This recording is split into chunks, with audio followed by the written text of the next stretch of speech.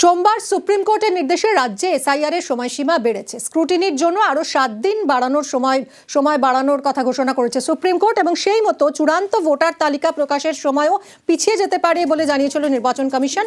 এবং গতকালই তারা বিজ্ঞপ্তি দিয়ে জানিয়ে দিয়েছে যে 28শে ফেব্রুয়ারি চূড়ান্ত ভোটার তালিকা বেরোবে। এবার তাহলে ভোট কবে হবে এই প্রশ্নটাই এই মুহূর্তে রাজ্যবাসীর মনে ঘুরপাক খাচ্ছে।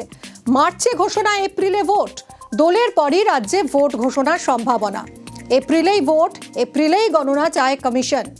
28শে ফেব্রুয়ারি চূড়ান্ত ভোটার তালিকা প্রকাশ, 14ই ফেব্রুয়ারি পর্যন্ত রাজ্যে এসআইআর শুনানি চলবে।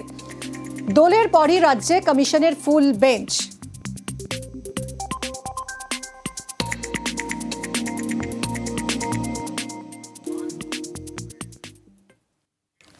অঙ্গদানের সচেতনতায় ধাক্কা কুসংস্কার। মা চেয়েছিলেন তার মৃত্যুর পর চোখ দান করতে, সেই ইচ্ছে পূরণ করে জেলে সমাজকর্মী ছেলে।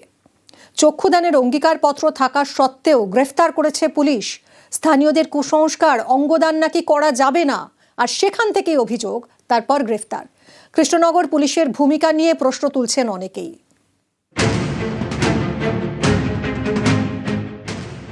হার্ট অ্যাটাকে মারা গিয়েছেন মা। মায়ের ইচ্ছা মতো তার চোখ দান করেন শিক্ষক ও সমাজকর্মী হিসেবে পরিচিত ছেলে। এর জন্য তাকে গ্রেফতার করে নদিয়ার কৃষ্ণনগরের কোতোয়ালি থানার পুলিশ। এটা হচ্ছে হিংসা প্রতিপরায়ণ যেটা বলা হয়। অঙ্গদান করা নিয়ে স্থানীয়দের অনেকের মনে কুসংস্কার, সেখান থেকেই বিতর্ক। আমির চাঁদের প্রতিবেশীরা কোতোয়ালি থানার দ্বারস্থ হন। অভিযোগ করেন মৃতের অঙ্গ নাকি বিক্রি করা হয়েছে। মৃত্যুর পরে তার মায়ের চোখ দুটো যাতে আরো কিছু মানুষ উপকৃত হয়, দান করা হয়েছে। এটা ভালো কাজ। মানে গ্রামের লোকের কিছু পুরনো শত্রুতা আছে, আমাদের প্রতি হিংসা আছে, সেই হিংসা বিদ্বেষের এটা সুযোগ নিয়ে ওরা এটা মিথ্যা কথা বলছে। মরণোত্তর চক্ষুদানের ক্ষেত্রে যে চক্ষুদান করবে জীবিত অবস্থায় উনি অঙ্গীকার করতে পারেন। মৃত্যুর পর ওনার যে ওয়ারিশন যারা আছেন বা ছেলে বা মেয়ে, তারাও অঙ্গীকার করে চক্ষুদান করতে পারেন। পুলিশ অ্যারেস্ট করার আগে ওনার যে কাগজপত্র আছে সেগুলোকে দেখে ঠিকঠাক ব্যবস্থা নিলে মনে হয় ভালো হতো। ইসলাম অনেক বেশি উদার। এখন অঙ্গ দান করার ক্ষেত্রে কোনো নিষেধ আছে কি না, তার প্রামাণ্য হাদিস আছে কি না সেটা আমার জানা নেই। মহান আল্লাহ ইরশাদ করেছেন যে তোমরা কাউকে ধ্বংসের দিকে ঠেলে দিও না। যদি কোনো ব্যক্তি অসুস্থ হন তার চিকিৎসার ব্যবস্থা করতে হবে। মানুষকে বাঁচানোর জন্য অঙ্গদান করা যেতে পারে। যে অঞ্চলে ওনার বাড়ি আমির চাঁদ শেখ, সে অঞ্চলের মানুষদের মধ্যে অনেক অজ্ঞতা আছে। কৃষ্ণনগরের সেনপুর শ্যামনগর পাড়া, এখানকার বাসিন্দা রাবেয়া বিবি, বয়স 65। 2024-এ চক্ষুদানের সিদ্ধান্ত নেন। স্বেচ্ছাসেবী সংস্থার কাছে অঙ্গীকার করেন। রবিবার সকালে হার্ট অ্যাটাকে মারা যান। মায়ের মৃত্যুর খবর স্বেচ্ছাসেবী সংস্থায় জানান ছেলে আমির চাঁদ শেখ। সেই মতো রাবেয়া বিবির কর্নিয়া নিয়ে যায় স্বেচ্ছাসেবী সংস্থা। এরপরেই গ্রেফতার।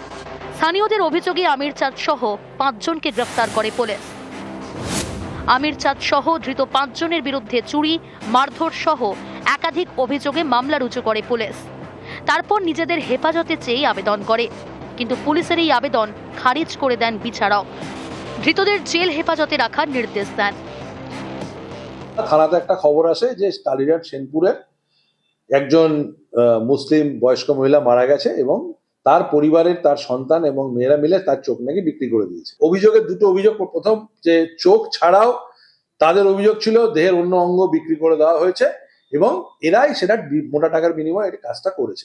আমরা তখন ওই অভিযোগের ভিত্তিতে তার ওই সবাইকে রিকভারি করে থানায় নিয়ে আসি এবং সেই অভিযোগের ভিত্তিতে আমরা যথাযথ সেকশনে চোখ চুরির কেসে মামলা করে তাদেরকে কোর্টে তুলি। প্রচণ্ড ধিক্কার জানায় এবং সেখানে বিএনএসের যে অ্যাক্টগুলো দিয়েছে সেগুলো জামিন অযোগ্য ধারা। পুলিশের ওভার অ্যাকশন এর ক্ষেত্রে আমরা চেষ্টা করছি হাইকোর্টে আইসির এগেনস্টে একটা মামলা রুজু করতে। অনেকেরই মত এই ঘটনায় পুলিশ অতি সক্রিয়তা দেখিয়েছে। তাদের প্রশ্ন, কোথাও বাল্যবিবাহ হলে তখন পুলিশ কি করবে? স্থানীয়রা যদি উত্তেজনা তৈরি করে বাল্যবিবাহের পক্ষে দাঁড়ান, তাহলে কি আইন শৃঙ্খলার কথা মাথায় রেখে পুলিশ বাল্যবিবাহ আটকাবে না? অঙ্গদান নিয়ে সচেতনতা বৃদ্ধির বদলে কেন একেবারে গ্রেফতারির পথে হাঁটতে হলো?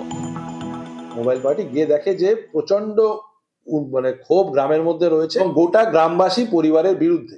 যে চক্ষুদান করেন, মরণোত্তর চক্ষুদান বা দেহদান, তার নিজস্ব কোনো কনসার্ন লেটার আগে থেকে লাগে, অথবা পরিবারের প্রত্যেকটা সদস্যের কনসার্ন লেটার লাগে, কনসার্নের সিগনেচার লাগে। কিন্তু এরকম কোনো কাগজ সেই মুহূর্তে দেখাতে তারা পারে না, এবং গ্রামে প্রচন্ড ক্ষোভের উত্তেজনা তৈরি হয়। তাদেরকে এক ঘরে আটকে রেখে দরজা বন্ধ করে রাখা হয়েছিল। আমাদের টিম সেখানে যায় এবং আমরা তখন তাকে ওখান থেকে নিয়ে আসি। 100% আইন মেনে সরকারি যা রুলস আছে, organ donation act, NPCB guideline, national programme for control of blindness guideline মেনে কালেকশন করা, পৌঁছে দেওয়া, সমগ্রটা সরকারি গাইডলাইন মেনে হয়েছে। মৃতের ছেলে সহ 5 জনকে অবিলম্বে মুক্তি দিতে হবে, এই দাবিতে সরব বিভিন্ন স্বেচ্ছাসেবী সংগঠন। মঙ্গলবার বিকেলে কোতোয়ালি থানার সামনে তারা বিক্ষোভ দেখায়, রাস্তা অবরোধ করে।